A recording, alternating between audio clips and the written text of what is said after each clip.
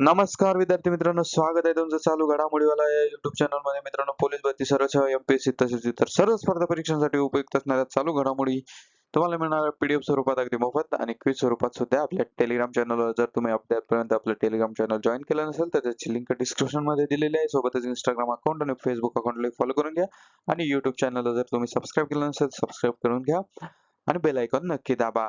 मुंबई उच्च न्यायालय शिपाई भरतीला तुम्ही देत असणारा प्रतिसाद याबद्दल मनपूर्वक आभार. आणखी आज आणि उद्या 3 ते 4 व्हिडिओ आपले अपलोड होणार आहे. सुरुवात करूया आजच्या व्हिडिओला. 24 एप्रिल 2026. आजचा आपला पहिला प्रश्न आहे, भारतात दरवर्षी 24 एप्रिल हा दिवस खालीलपैकी कोणता दिन म्हणून साजरा केला जातो? आणि या प्रश्नाचं उत्तर आहे राष्ट्रीय पंचायती राज दिन, ऑप्शन बी. पुढचा प्रश्न, कोणत्या घटनादुरुस्तीने पंचायत राज संस्थेला घटनात्मक दर्जा देण्यात आला? आणि या प्रश्नाचं उत्तर आहे 73वी घटनादुरुस्ती, ऑप्शन सी. प्रश्न क्रमांक 3, संयुक्त राष्ट्राद्वारे म्हणजेच युनायटेड नेशन्स 24 एप्रिल हा दिवस कोणता आंतरराष्ट्रीय दिवस म्हणून साजरा केला जातो? तर या प्रश्नाचं उत्तर आहे ऑप्शन बी, बहुपक्षीयता आणि शांततेसाठी मुत्सद्देगिरीचा आंतरराष्ट्रीय पुरस्कार.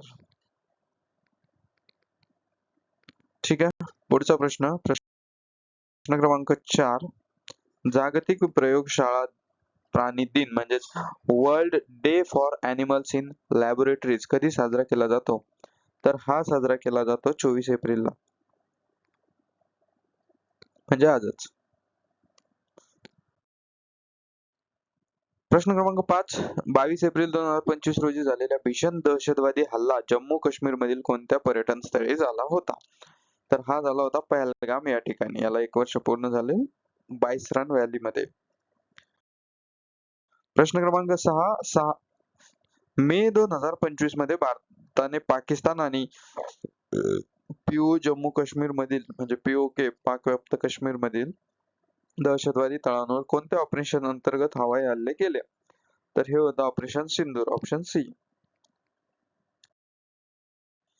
पहलगाम हल्ल्याबद्दल माहिती बघूया. 1 वर्ष याला पूर्ण झालेलं आहे, त्यामुळे या अनुषंगाने प्रश्न विचारले जाऊ शकतात. 22 एप्रिल 2025 ला हा हल्ला झाला होता. कोणत्या ठिकाणी झाला? तर बाईसरन व्हॅली, पहलगाम.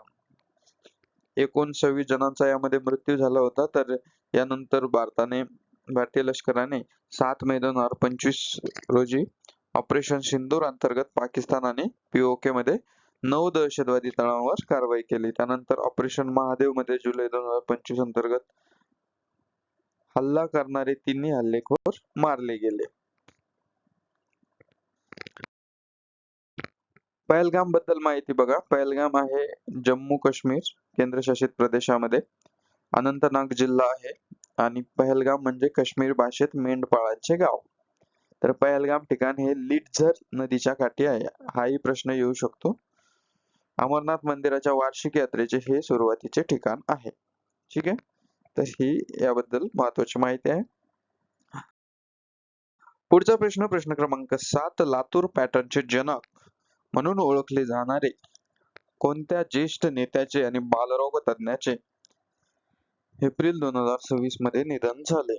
आणि या प्रश्नाचं उत्तर आहे डॉक्टर गोपाळराव पाटील, ऑप्शन बी. ठीक आहे. आता हा प्रश्न खूप महत्वाचा आहे, कारण लातूर पॅटर्न खूप गाजलेला पॅटर्न आहे, त्यामुळं हा प्रश्न विचारला जाऊ शकतो. तर माजी खासदार गोपाळराव पाटील यांचं निधन झालेलं आहे. लातूर पॅटर्नचे ते जनक होते किंवा आहेत. यांचं निधन 21 एप्रिल 2026 रोजी झालं. माजी राज्यसभा सदस्य राहिलेले आहेत ते 1994 ते 2000. तर 12 वर्ष विनामूल्य वैद्यकीय सेवा, देवमाणूस म्हणून ते प्रसिद्ध होते. श्री शिव छत्रपती शिक्षण संस्थेचे ते अध्यक्ष होते. तर भारतीय जनता पक्षाचे ते ज्येष्ठ नेते होते. नामांकित बालरोग तज्ञ आणि शिक्षण तज्ञ म्हणून ते ओळखले जातात. लातूर लोकसभा मधून त्यांनी अनेक वेळा निवडणूक लढवली. प्रश्न क्रमांक 8, 20 एप्रिल 2026 रोजी करण्यात आलेल्या घोषणेनुसार ऍपल कंपनीचे नवीन सीईओ म्हणून कोणाची नियुक्ती करण्यात आली आहे? आणि या प्रश्नाचं उत्तर आहे जॉन टर्न्स, ऑप्शन बी. पुढचा प्रश्न क्रमांक 9, जॉन टर्न्स हे 1 सप्टेंबर 2026 पासून कोणाची जागा घेतील, जे 2011 पासून ऍपलचे सीईओ म्हणून कार्यरत आहेत? तर हे आहेत Tim Cook, option B sorry option C Tim Cook. ठीक आहे. तर 2000 याच्याबद्दल थोडक्यात माहिती बघूया. ॲपलचे नवीन सीईओ आता जॉन टर्न्स आहे. याची घोषणा झाली 20 एप्रिल 2026 ला. तर हे पदभार घेतील 1 सप्टेंबर 2026 ला. तर 2001 मध्ये प्रॉडक्ट डिझाईन टीम मध्ये सामील झालेले जॉन टर्न्स 25 वर्ष ॲपलचे सीईओ म्हणून यांनी काम केले. सॉरी, हे 25 वर्षापासून ॲपल मध्ये आहे, आता सीईओ बनतील. तर सध्याचे सीईओ जे आहेत टिम कुक हे 2011 पासून म्हणजे 15 वर्षापासून सीईओ आहेत. ठीक आहे. पुढचा प्रश्न क्रमांक 10. भारतात 1 मे 2026 पासून पैशांचे व्यवहार असणाऱ्या कोणत्या क्षेत्रावर पूर्णपणे बंदी घालण्याची घोषणा करण्यात आली आहे? आणि या प्रश्नाचं उत्तर आहे ऑप्शन बी ऑनलाईन गेमिंग प्लॅटफॉर्म. उदाहरणार्थ रमी किंवा पोकर. जंगली रमी पे आओ ना महाराज, आठवतं ना? तर असल्या ऍप्सवर बंदी घालण्यात आली आहे 1 मे 2026 पासून. ऑनलाईन गेमिंग क्षेत्रावर देखरेख ठेवण्यासाठी 1 मे पासून कोणती नवीन संस्था कार्यरत होणार आहे? तर या प्रश्नाचं उत्तर आहे online gaming authority of India, OGAI.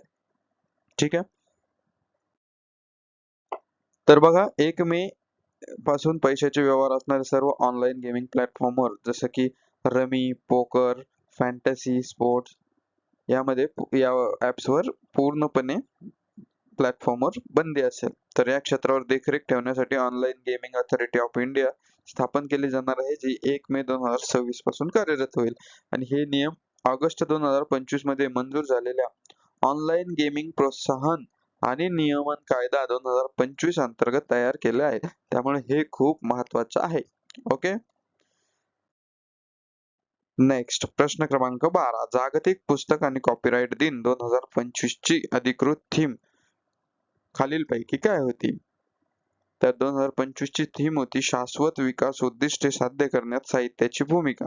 Option C. तुमच्यासाठी एक प्रश्न आहे, जागतिक पुस्तक आणि कॉपीराइट दिन कधी असतो? कमेंट मध्ये उत्तर द्यायचंय, कारण जे आपलं रोज व्हिडिओ बघतात त्यांनी काल परवा त्या व्हिडिओ ते बघितलेला आहे. चला, या ठिकाणी परत आपण सविस्तर माहिती घेऊया. जागतिक पुस्तक दिन, कॉपीराइट दिन हा 23 एप्रिलला असतो. दरवर्षी 23 एप्रिल रोजी जगभरात जागतिक पुस्तक आणि कॉपीराइट दिन साजरा केला जातो. 2025 ची थीम होती शाश्वत विकास उद्दिष्टे साध्य करण्यात साहित्याची भूमिका. 23 एप्रिल 1995 रोजी युनेस्कोने पहिल्यांदा हा दिवस साजरा केला. तर याचा उद्देश काय आहे? वाचनाची आवड वाढवणे, पुस्तकांचे महत्त्व सांगणे आणि लेखकांच्या बौद्धिक मालमत्ताचे कॉपीराइट म्हणजे संरक्षण करणे. पुढचा प्रश्न क्रमांक 13. भारतीय स्पर्धा आयोगाच्या म्हणजे CCI प्रभारी महासंचालक म्हणजे DG म्हणून कोणाची नियुक्ती करण्यात आली? आणि या प्रश्नाचं उत्तर आहे ऑप्शन बी राकेश भनोट. प्रश्न क्रमांक 14. युरोपियन गर्ल्स मॅथेमॅटिकल ऑलिम्पियाड म्हणजेच EGMO 2026 मध्ये भारताचे पहिले सुवर्ण पदक कोणी जिंकले? आणि या प्रश्नाचं उत्तर आहे ऑप्शन सी श्रेया शांतनू मुंदडा, मुंबई.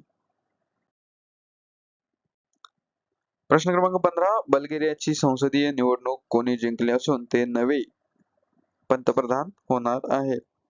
आणि या प्रश्नाचं उत्तर आहे रुमेन रादेव, ऑप्शन बी. तर मित्रांनो, हे होते आजचे अनुषंगानं महत्वाचे प्रश्न 24 एप्रिल 2026 च्या संदर्भातील चालू घडामोडी आपण बघितल्या. जर तुम्ही अद्यापपर्यंत आपले मुंबई उच्च न्यायालय सरळ सेवाचे प्रश्न व्हिडिओज बघितले नसेल, मोफत PDF चा लाभ घेतला नसेल तर अवश्य घ्या. कारण सरळ सेवा, पोलीस भरती किंवा इतर कोणती स्पर्धा परीक्षा साठी उपयुक्त असणाऱ्या चालू घडामोडी आपण सर्व 4ही प्लॅटफॉर्मद्वारे तुम्हाला पोहोचवण्याचा प्रयत्न करतो. कमी वेळात जास्त अभ्यास करण्यासाठी चालू घडामोडी वाला सोबत जोडले जा. व्हिडिओ शेवटपर्यंत बघितल्याबद्दल मनपूर्वक धन्यवाद. भेटूया पुढच्या व्हिडिओत. Thank you so much.